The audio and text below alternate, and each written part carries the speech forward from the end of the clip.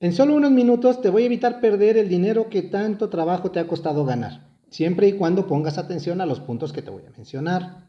Mira, a veces creemos que encontramos la oferta inmobiliaria del millón, y bueno, pues sería una tontería dejarlo pasar y dejar pasar ese gran negocio.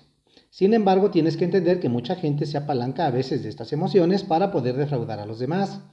Muchas veces por mala fe, muchas veces por desconocimiento, pero como quiera que sea, el riesgo es que tú pierdas tu dinero. Ahora, ¿qué es lo que tienes que hacer? Poner atención a estos focos rojos. Mira, uno, que te digan, no, es ejido, pero no importa, te lo vendo, hacemos un contrato de compraventa y ya tú eres dueño. No, eso no funciona así. De hecho, la propiedad social tienes que saber que no es propiedad ni siquiera de los ejidatarios. En este caso, tienes que saber que ellos lo que tienen es el uso. Ahora, tienen la posesión y el uso de esta tierra, pero bueno, para que ellos pudieran volverse propietarios tendrían que pasar por un proceso que se llama dominio pleno y bueno, pues de alguna manera poder volverse dueños. Si ellos no han hecho este procedimiento, no son dueños, mucho menos lo vas a hacer tú. Para que tú seas, sí puedes ser, pero tienes que pasar por un procedimiento que se maneja a través del Registro Agrario Nacional, en el cual, bueno, tú tienes que acreditar que eres avecindado de la comunidad en la cual está elegido, tiene que correrse el derecho de tanto, tienes que ser reconocido por la asamblea de ejidatarios, etc. Es un proceso que se tiene que llevar para que tú te vuelvas ejidatario, te vuelvas posesionario. Posteriormente ya tienes que hacer un trámite para que eso pase a algo que se llama el dominio pleno, con el cual, bueno, pues tú ya te vuelves propietario, pero es un proceso largo que tú tienes que pasar y si es el caso que tú lo quieras hacer, asesórate con un abogado experto en materia agraria para que no tengas ningún problema y no comprometas tu dinero. Dos, te dicen a veces, dame 100,000 pesos, 200,000, 300,000 pesos y en 3 meses te entrego la casa. Es una casa muy barata y bueno, te conviene. Ojo, tienes que saber que si bien existe el remate hipotecario, estos inmuebles vienen de un proceso en el cual se está tratando de recuperar el adeudo que tienen.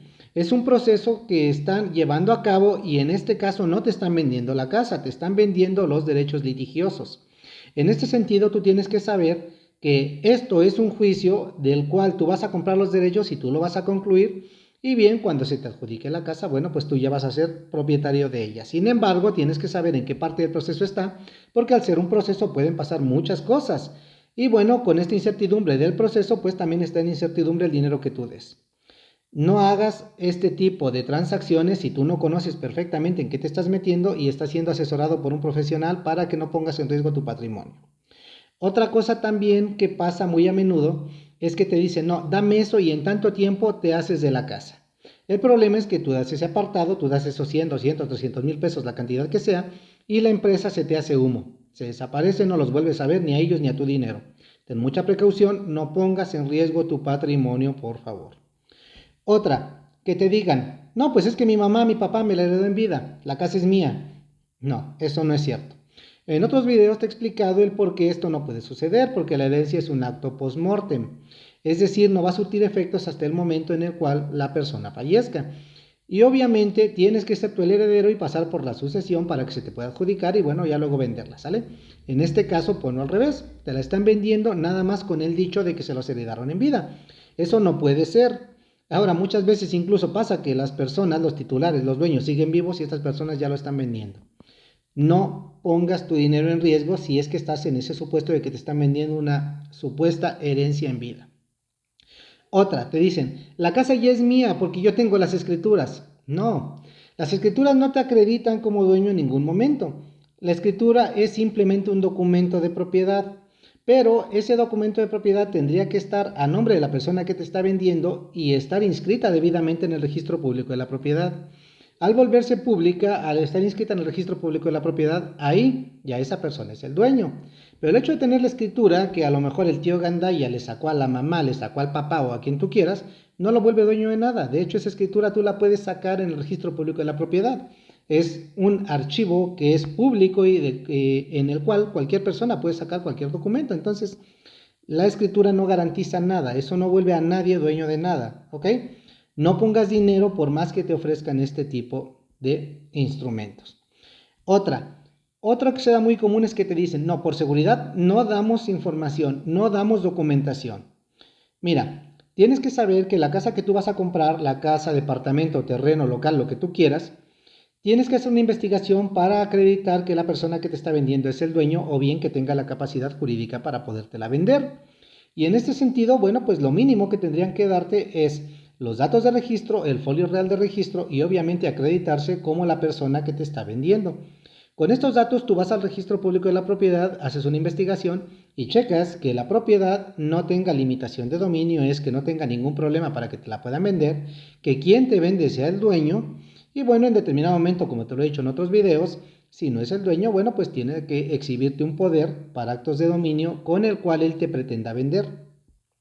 Si te niegan información, quiere decir que hay algún problema. ¿Por qué? Porque tienes que saber que aunque te den este tipo de información, realmente tú no puedes hacer nada por la propiedad de la casa. Estas personas lo saben perfectamente, pero posiblemente si te niegan información, pudiera haber algo que esté escondido detrás. ¿Ok? Otra, te dicen, yo te vendo, sí soy casado, pero mi esposa, esposo se fue, me abandonó, me engañó, lo que tú quieras, te vendo como soltero, no pasa nada. Tienes que saber que actualmente algunos municipios incluyen el estado civil en las actas de nacimiento. Tú vas a necesitar ingresar documentación actualizada de la persona que te está vendiendo, o bueno, en este caso esta persona tiene que meterla, y en esas actas aparece el estado civil. Ahí va a decir casado, y bueno, pues al estar casado, ningún notario se va a aventar el paquete de venderte como soltero. ¿Por qué? Porque necesitas la firma del cónyuge o de la cónyuge. Ahora, en el supuesto de que te vendieran como soltero, pudiera ser que en un futuro apareciera el cónyuge o la cónyuge y reclamara los derechos que por ley le corresponden. Y recuerda que existen las nulidades de escritura. Incluso una vez que tú ya hayas comprado el inmueble, pudiera representar algún problema si tú no tienes precaución. Ojo, esto aplica si el inmueble se hubiera adquirido dentro del matrimonio y que no estuvieran casados por bienes separados, pero son cosas que tienes que checar. ¿Ok? Otra, te dicen, la casa ya es mía porque ya tengo más de 5 años viviendo ahí.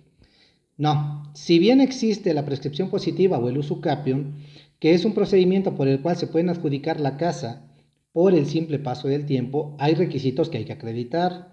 Estos son que se haya llegado a la casa a habitar por un acto de buena fe de manera pacífica y que tengan más de 5 años viviendo de manera pública, ininterrumpida y en calidad de dueño. Tienes que acreditar esto y aún así tienes que pasar por un proceso para que se te adjudique la casa y bueno, pues ya con esto tengas la titularidad de ella.